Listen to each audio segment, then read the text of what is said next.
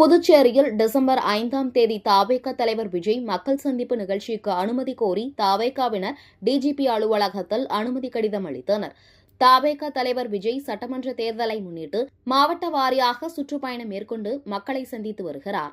அந்த வகையில் வருகிற டிசம்பர் 5ஆம் தேதி புதுச்சேரியில் தவேக தலைவர் விஜய் மக்கள் சந்திப்பு நிகழ்வை நடத்த அனுமதி கோரி புதுச்சேரி தவேகவினர் நிர்வாகி புதியவன் தலைமையில் டிஜிபி அலுவலகத்தில் அனுமதி கடிதம் அளித்தனர். அந்த மனுவில் எங்கள் கழக தலைவர் விஜய் அவர்கள் டிசம்பர் 5ஆம் தேதி காலை 9 மணி முதல் மாலை 5 மணி வரை சாலை மார்க்கமாக மக்களை சந்திக்க உள்ளார் என்றும், இந்த சந்திப்பின் போது அப்பகுதியில் ஒலிபெருக்கியின் மூலமாக உரையாட உள்ளார்.